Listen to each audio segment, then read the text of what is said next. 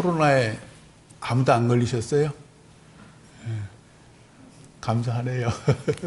지금 분당 재생병원 금요일 날에는 9명이라 하더니 또 10몇 명으로 또 늘어났더라고요. 사는 사람들이 다 대부분 성남에 살고 뭐 용인에 살고 송파에 사는 분들도 있던데, 감사하게도 지난 한 주간 아무 일 없이 이렇게 예배에 참가하셔서 감사하고, 여러분들도 다 건강에 유념하셨겠지만 우리가 아무리 유념한다 해도 코로나가 눈에 안 보이잖아요. 여러분이 만나는 사람들 또 시간과 공간들을 하나님께서 지켜주셨음을 저는 믿습니다. 오늘 이렇게 예배 오셔서 너무너무 감사드려요. 지난 주일도 그렇고 이번 주일도 그렇고 지금 예배 드리지 않는 교회가 참 많아요. 그리고 오늘 아침에 8시에 삑삑거려서 이게 뭐지 그랬더니 예배 드리지 말라고, 뭐 계속 이번 주 중에도 계속 오늘 아침에도 또 이렇게 예배 오는 사람이 있을까봐 사회적 거리두기, 저는 그것이 나쁘다 생각하지 않아요. 맞는 말이에요. 그리고 예배에 오늘 오셨든 오지 아니하셨든 다 우리가 하나님 믿는 마음에는 위아래가 없는 것 같은데, 특별히 우리는 너무너무 위험보다도 두려움보다도 하나님이 더 좋아서, 아니 그분이 더 무서워서 오늘 오신 줄 믿습니다. 아무쪼록 오늘 예배 비록 짧게 드리지만 이 짧은 순간 하나님께서 우리 영혼에 그윽한 은혜를 내려주시기를 소망합니다. 지난번에 우리 왜 김한중 목사님께서 오셔서 우리 재직 수련회 말씀 전하셨잖아요. 그분이 경기도 광주에 있는 퇴촌, 거기에서 목회를 하세요. 예전에 그 목사님들이랑 또 장로님들이랑 함께 몇 년 전이에요. 거기 퇴촌에 있는 천진암이라는 곳에 간 적이 있어요. 휑해요. 앞에는 아주 큰 돌로요. 그거 뭐 몇 천만 원 할 것 같아요. 몇 억까지도 할 것 같아요. 큰 돌로 천진암이라고 써 있고, 그 안에 들어가더니 가톨릭, 그러니까 천주교의 성지로 이미 되어 있고 거기에 대규모 예배당을 만들 예정이래요. 근데 아직은 못 만들고 몇십 년 이렇게 프로젝트라 하더라고요. 그래서 두리번 여기가 왜 성지인가 봤더니 거기 묘지들이 이렇게 있는 거예요. 그 중에 정약종이라는 분이 계셔요.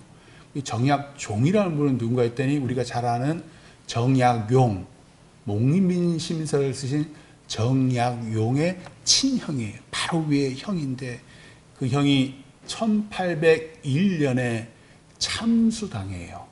목이 잘려요. 왜냐하면 천주, 즉 하나님을 믿은 죄목으로 정약용이 바로 위에 형과 그 정약종의 큰아들 정철상이 함께 목이 잘려요. 근데 왜 이 천진암이라 그러지? 봤더니 그게 원래는 한 200여 년 전에는 작은 암자, 그러니까 절 규모가 아니고 작은 암자였대요. 근데 그 암자에 몰래 서학을 공부하는 뭐 이승훈이라든지 정약용이라든지 정약종이라든지 이런 사람들이 와서 서학, 즉 성경을 공부하기 시작한 거예요. 근데 당시는 유교 왕국이었잖아요. 그러니까 유교 질서와 반하니까 몰래 절에 들어와서, 이 암자에 들어와서 몰래 공부를 했던 거예요. 그리고 그분들이 다 죽임을 당하고, 물론 이제 정약종이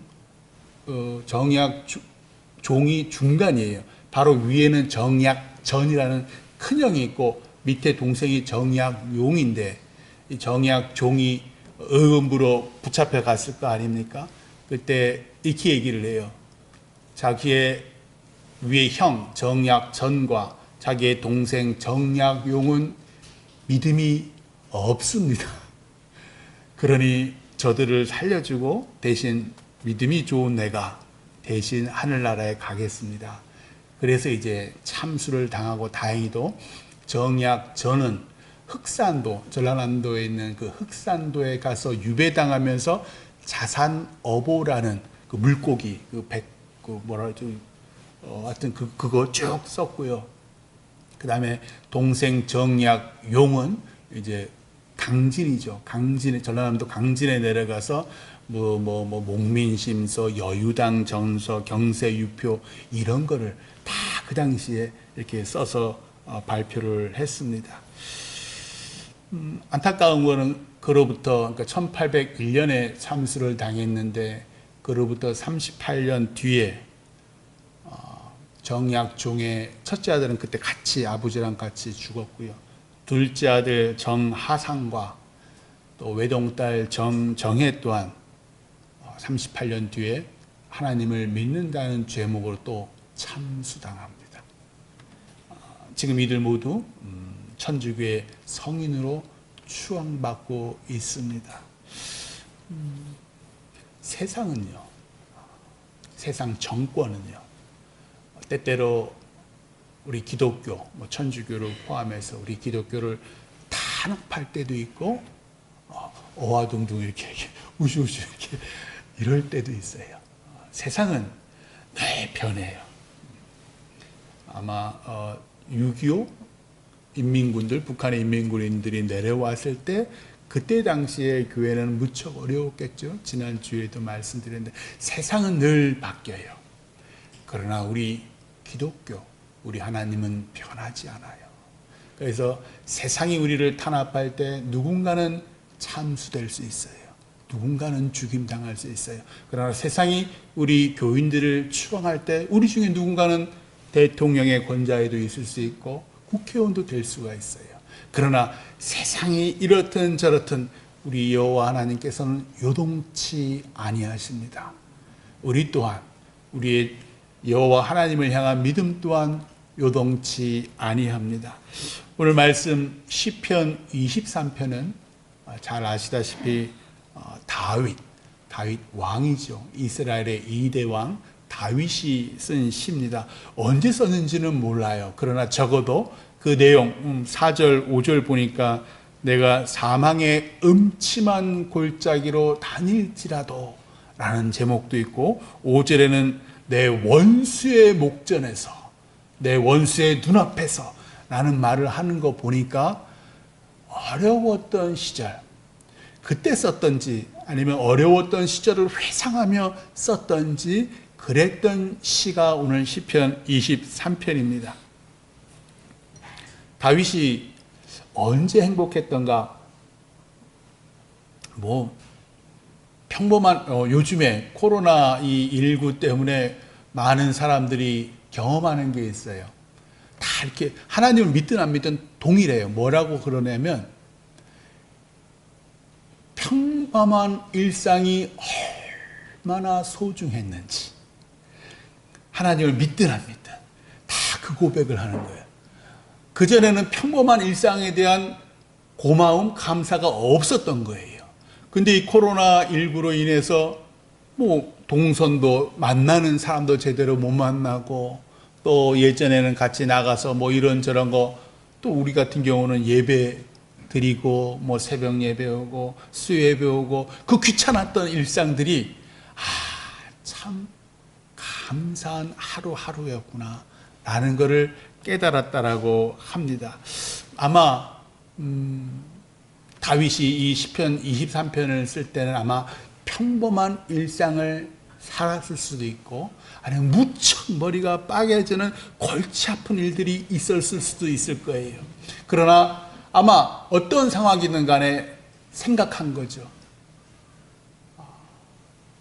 내가 지금 누리고 있는 일상의 평범함은 하나님께서 그 어렵고 힘든 순간 내 편이 되어주셔서 나를 지켜주셔서 오늘의 내가 있는 거구나.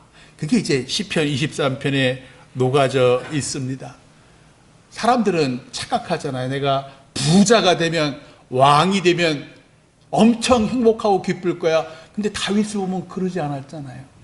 오히려 왕이 돼서 더 더욱더 머리가 아팠어요. 끊임없는 영토 전쟁을 이방 족속과 이 원수들과 끊임없이 치루어져 나가야 되었고, 또 왕이 되니까 몸이 좀 이렇게 정신적으로 여유가 생기니까 이 다윗도 죄를 짓잖아요. 그 충신 우리아의 아내 밧세바가 눈이 맞아가지고서는 바람을 피고, 그래서 그걸 숨기려고 우리아를 전쟁에 내오라 일부러 죽게 만들고, 그래서 나단 선지자한테 된통 꾸지람을 듣고 그 불륜으로 낳은 아기가 일주일 만에 죽는 것을 눈으로 보고, 뿐만 아니라 수많은 왕이 되었으니까 수많은 처와 첩들이 있는 거예요. 그 첩들 간에 얼마나 시기와 질투가 많았을 것이며, 배다른 그 자녀들로 인해서 서로 강간하잖아요.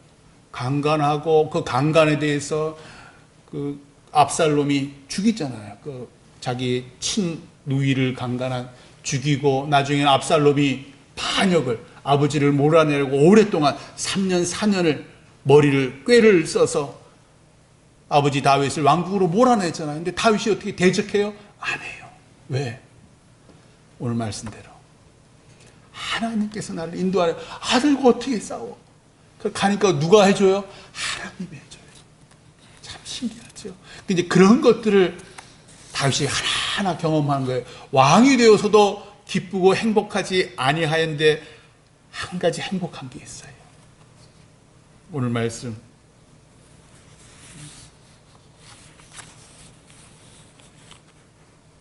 여호와의 집 6절에 나와 있죠. 여호와의 집. 오늘 아까 묵도할 때도, 오늘 예배 처음 묵도할 때도 시편 27편 1절에서 4절도 이게 다윗이 쓴 시예요. 거기서 이렇게 나와요. 여호와는 나의 빛이요 나의 구원이시니 내가 누구를 두려워하리요. 여호와는 내 생명의 능력이시니 내가 누구를 무서워하리요. 악인들이 내 살을 먹으려고 내게로 왔으나 나의 대적들, 나의 원수들인 그들은 실족하여 넘어졌도다. 군대가 나를 대적하여 진칠지라도 내 마음이 두렵지 아니하며 전쟁이 일어나 나를 치할지라도 나는 여전히 태연하리로다. 내가 여호와께 바라는 한 가지 일, 그것을 구하리니 곧 내가 내 평생에 여호와의 집에 살면서 여호와의 아름다움을 바라보며 그의 성전에서 사모하는 그것이라. 여호와의 집이 어디입니까? 뭐 하늘일 수도 있고, 우리가 늘 아는 하늘나라일 수도 있고, 이것이죠. 다윗은 언약궤가 있는 곳, 언약궤를 모신 그 장막, 당시에는 장막, 요즘에 하도 신천지가 장막 성전 장막이라고 말할 때조차도 막 두려워요. 여호와의 언약궤를 모셨던 그 장막. 그래서 다윗이 그토록 이 언약궤를 성전에서 모시고 싶었는데 네 손에 피를 많이 묻혔다고 결국은 아들 솔로몬 시대 때에 허락하시잖아요. 근데 우리는 감사하게도 이곳 금떡교회에서 오늘도 여호와의 집에서 함께 모여 예배케 하심에 감사합니다. 지난번 김한주 목사님께서 말씀하신 대로 예배장을 몇 번 짓는 거 엄청나게 큰 은혜입니다. 우리가 원해서 하는 게 아니라 하나님께서도 그렇게 지경을 넓혀주시네요. 참으로 감사해요. 지금 코로나로 한국은 물론 전 세계가 난립니다. 제가 사실은 그동안 전염병이 우리나라에서 어떻게 횡행했는지를 한번 쭉 그 구글에 그 나무 위키인가 그거 보니까 쭉 나와 있더라. 그랬더니 2009년, 그러니까 그 10년 전이죠.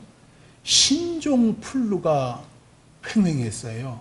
그 2010년까지, 그 다음 해까지 이어졌는데 한국 사람만 76만 명이 감염됐어요.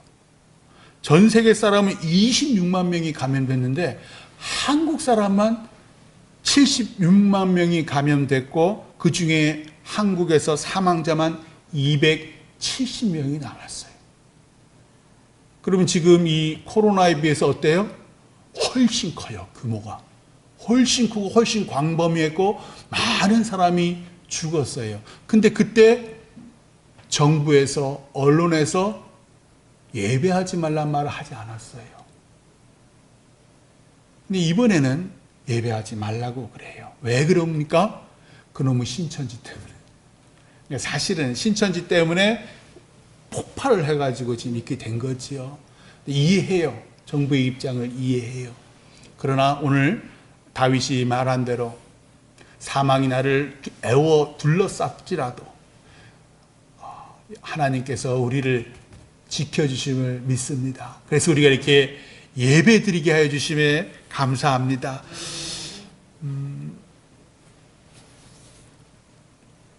정약용의 친형 정약종이 죽은 이유는 하나님을 믿었기 때문이에요.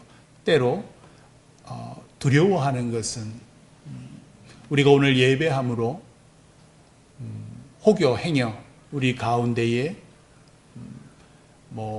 내가 뜻하지 않아, 나는 몰랐는데 누군가를 만났고 그 사람이 코로나 확진자였고 나를 통해서 혹여 행여 우리 금토교회 이곳에 전염될 수도 있어요. 그래서 우리가 확진되진 않았지만 아마 자가격리 될 수도 있어요. 그러면 아마 여러분 가운데서도 아니면 저 금토동에 믿지 아니하는 주민들 가운데서도 행여 우리를 비난할 수 있어요.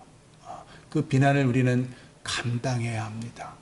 하나님을 믿는 것은요, 대가를 치러야 해요. 하나님을 믿는 것은요, 공짜가 없어요. 우리가 구원받는 것은 공짜예요. 그러나 그 구원의 은혜에 우리는 반드시 대가를 치러야 해요. 그 대가는 때때로 말씀드린 대로 극단적으로 죽임일 수도 있습니다. 그러나 그 대가를 치르는 그 마음에 하나님이 은혜를 부어주십니다. 우리가 왜 복을 받는지 아십니까? 우리가 왜 하나님의 복을 받는지 아십니까? 우리는 하나님을 그 무엇보다도 사랑하기 때문입니다. 우리는 그 무엇보다 하나님만을 두려워하기 때문에 하나님께서 우리를 은혜를 부어주시는 거예요. 정약 종이 그랬던 거예요. 왜 살고 싶지 않겠어요? 하나님을 부인하면 목숨을 살릴 수 있잖아요. 그리고 자기의 큰아들도 살릴 수 있고요. 그럼에도 불구하고 왜 부인하지 않았을까? 마땅히 대가를 치르는 것. 내가 받은 은혜에 대한 마땅한 대가를 치르는 것. 그것이 얼마나 큰 감사인지 아니나 다를까. 그의 딸 정정해. 어렸을 때 아버지가 죽었어요. 참수당에 죽었어요. 한 7, 8살 때. 큰오빠마저 참수당에 죽었어요. 그거를 엄마로부터 마을에 있는 친척들로부터 다 전해 듣고 산 거예요. 그러면 하나님을 믿지 말아야죠. 왜? 유교 왕국에서 하나님을 믿는 결과는 이렇다라는 것을 눈에 봤잖아요. 귀로 종일 듣잖아요. 그런데도 친정엄마와 함께 둘째 오빠와 함께 어렸을 때부터 예배당에 갑니다. 그리고 결혼을 해요. 그럼 출가 외인이잖아요. 다른 사람한테 시집 갔잖아요. 그리고 아들, 딸도 낳아요. 그런데도 끊임없이 하나님을 예배합니다. 그 결과 38년 뒤에 친정 엄마와 자신과 그리고 작은 오빠와 함께 서서문, 서울에 있는 서서문 앞에서 또 참수당합니다. 그날 9명의 사람이 참수당합니다. 하나님은 살아계십니까? 수많은 사람들이 오늘날 배교하는 이유, 이단 사이비에 빠지는 이유, 교회에 나오지 않는 이유는 내가 교회에 왔는데 왜 하나님 복을 안 줘요? 왜 내가 이렇게 아픈데 왜 나를 치유해주지 않으셔라는 거예요. 왜 내가 이렇게 가난한데 내 자녀가 이런데 왜 나에게 은혜를 안 내려주셔. 에이, 하나님은 없는 거야 라는 건데, 아니 이분들은 도대체 어떤 분들이길래? 아니 오늘 말씀을 쓴 다윗 왕, 엄청나게 하나님께 이 사무엘 선지자로부터 안수받은 이유로 잠깐의 행복, 그 이유는 끊임없이 도망다니고 영토 전쟁, 처첩 간의 갈등, 신하들 간의 갈등, 배다른 이 자녀들 간의 갈등, 마지막 눈을 감는 그 순간에도 자신의 아들 아도니아와 자신의 아들 솔로몬, 서로 배다른 형제들이죠. 서로 왕권 다툼을 막 해요. 그토록 힘들고 머리 아픈 삶을 살았지만 왜 다윗은 여호와는 나의 목자시니 내게 부족함이 없으리로다 라고 노래했을까? 인생의 해답을 주시지 아니하시는 하나님인데 왜 그 하나님을 그토록 수많은 우리의 믿음의 조상들이 자신의 목숨보다도 더 사랑하였을까? 지난주 중에 아무도 없는 예배당에 이렇게 출근하자마자 이렇게 들어옵니다. 새벽 기도와는 또 다른 그 기분이 들어요. 물론 이렇게 퇴근하시고 우리 권사님들 일하고 또 저녁 식사하시고 난 다음에 조용한 시간에 오셔서 우리 예배당에서 기도하시는 거 제가 다 봅니다. 참 감사해요. 저도 새벽 예배 때와는 또 달리 요 위에 오지 않고 저 밑에서 두 손을 이렇게 모으고 아무도 없으니까요. 아무도 없으면 코로나에 감염도 안 되잖아요. 조용히 머리를 기울였습니다. 혼자 하나님과 함께하는 그 시간, 그 조용한 공간이 얼마나 좋았는지 모릅니다. 할 거 되게 많아요. 지난 주 중간 또 앞으로 이번 주 중간 할 일이 엄청 많았어요. 아직도 교회 토지 보상금을 못 받았어요. 뭐 어쩌고 저쩌고 경기도시공사에서 하도 지금 뭐 이런 거 저런 거 해야 된다 그러고 또 지작물 보상 위해서 지금 총회 유지단과 이것저것 연락하고 서류 절차하고 도장 찍고 뭐 그것도 복잡하고 경기도시공사도 지금 제가 지난 주 주간 2번을 찾아갔고 또 참 목사들은 지금 이 시간이 참 황금 같은 시간이잖아요. 그래서 책도 읽고 싶은 책도 좀 읽고 또 예배 참석하지 못하시는 성도분들도 한 분 한 분 또 전화도 해야 되고 밥도 먹어야 되고 또 연로한 부모님 또 모시고 식사도 하러 가야 되고 또 다른 목사님들도 어떠신지 좀 연락도 해봐야 되고 해야 할 일이 많아요. 우리는 우리 남편 밥도 해줘야 되고 또 이런 거 저런 거 비록 우리가 지금 사람들을 안 만나서 그렇지 그래도 해야 할 일은 다 하잖아요. 직장도 다 가시고 그 모든 해야 할 일을 뒤로 하고 아무도 없는 예배당에 들어가서 장의자에 앉아 손을 모았습니다. 눈을 감으니 번잡한 해야 할 일이 계속 제 머리에서 맴돌아요. 우리도 다 기도해 보신 분들 알잖아요. 처음에는 끊임없이 우리 머리 한 몇 분 동안 더 길게는 10여 분 정도 끊임없이 이런저런 세상의 혼탁한 것들이 우리 영을 한참 어지럽힙니다. 그러다가 어느 순간 갑자기 조용해집니다. 우리 머리도 조용해지고 우리 영혼도 조용해지고 제가 그 평안의 순간 어느 순간 찾아드는 그 평안의 순간 제가 아버지 죄인 왔습니다.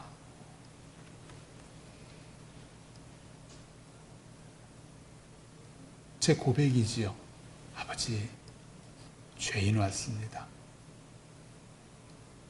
하나님께서 왜 그 탕자의 비유 있지요? 탕자의 비유에 그 아버지가 버선발로 쫓아나와서 그 무한하신 사랑이 임합니다. 하나님은 멀리 계시지 아니에요. 하나님은 너무 가까운 데 계셔요. 근데 우리가 해야 할 게 있어요. 그 번잡한 세상 일들 다 내려놓는 것. 내려놓고 먼저 내 그 귀한 시간을 하나님께 드리는 것. 그러면 아버지의 사랑이 우리 영혼에 임합니다. 아, 그랬구나. 다윗이 그토록 고난의 연속인 그 삶을 살아가면서도 이렇게 하나님을 향해서 그 사랑과 은혜에 감사할 수 있었던 것은 다윗이 수많은 해야 할 일, 복잡다단한 일을 과감히 내려놓는 거예요. 그리고 하나님을 찾습니다.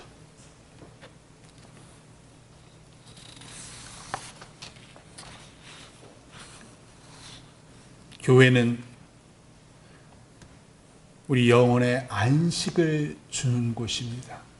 우리 육신이, 우리가 직장 다니고 농사일 하고 또 집안일 하다, 우리 집은, 우리네 가정은 육신의 안식을 주는 곳이잖아요. 우리가 옷 대충 입어도 되고 거의 벗고 있어도 되고 찌질해도 되는 곳이 우리 집이잖아요. 마찬가지로 교회는, 여호와의 집인 교회는, 하나님의 집인 우리 교회는 우리가 번잡하고 세상에 수많은 외식이고 뭐 이렇게 해야 되고 저렇게 살면 그걸 다 내려놓을 수 있는 곳이에요. 아버지, 나의 민낯, 내 영혼의 민낯 그대로 드러낼 수 있는 곳. 그래서 뭐라 그럽니까 다윗이? 우리 영혼이 쉴 만한 물가요 푸른 풀밭이다. 그것이 여호와의 집, 하나님의 집이라고 고백하는 거예요. 하나님께서 나를 그리로 인도하시더라. 어떻게 하면 우리 영혼이 하나님을 만날 수 있을까요? 프랭크 루박이라는 미국 선교사가 필리핀에서 45년 동안 가난과 문맹 퇴치와 복음을 전하신 분이 그 비결을 이렇게 알려주시더라고요. 하나님을 만나세요. 만나시면 왜 하나님이 세상 그 무엇보다 존귀한지 알게 됩니다. 심지어 내 생명보다 존귀하신 분입니다. 하나님을 만나기 위해 15분 내지 30분마다 나의 행동을 하나님 뜻에 비추어 보고자 노력했습니다. 제가 먼저 이렇게 묻습니다. 아버지 하나님, 제가 무슨 말 하기를 원하십니까? 지금 이 순간 어떻게 행하시기를 원하십니까? 그러면 하나님의 세미한 음성이 들립니다. 그 세미한 음성에 귀를 기울이세요. 어느덧 내 영혼의 깊은 샘이 터지며 힘이 솟아나는 것 같습니다. 이렇게 나는 매일 새로운 발견으로 기뻐하고 흥분하고 있습니다. 이분이 이렇게 비결을 가르쳐 주시더라고요. 그런데 저는 이렇게 못합니다. 저는 이분처럼 신실하지 못해요. 저는 이렇게 못해요. 대신 제가 말씀드린 비결, 저녁이든 대낮이든 아니면 오전이든 이것저것 해야 할 일을 다 뒤로 하고 아무도 없는 예배당에 홀로 나오세요. 그러려면 내 시간의 얼마를 포기해야 되고요. 금토동에 살고 계시지 아니하면 일부러 버스나 택시를 타야 돼요. 참으로 신기한 것은 우리가 하나님을 만나려고 애쓰는 비용이 많이 들면 많이 들수록 우리가 하나님을 향한 그 갈급함이 깊어지면 깊어질수록 하나님 만날 가망성이 훨씬 높아집니다. 결코 공짜로 하나님 만나기 어렵습니다. 내 것을 내려놔야 돼요. 내가 가장 소중하게 여기는 세상 것, 그것을 내려놔야 돼요. 그리고 하나님을 만나세요. 어느 순간 우리 영혼이 오늘 다윗처럼 노래하기 시작합니다.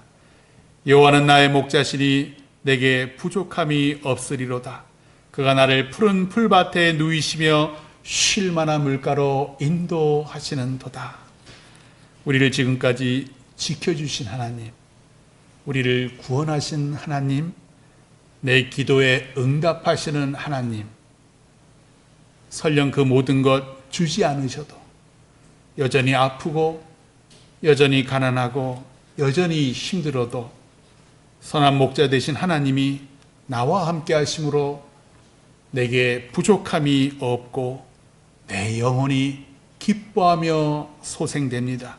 이 하나님을 예배당에서 인격적으로 만나시기를 주님의 이름으로 축원합니다. 기도하겠습니다.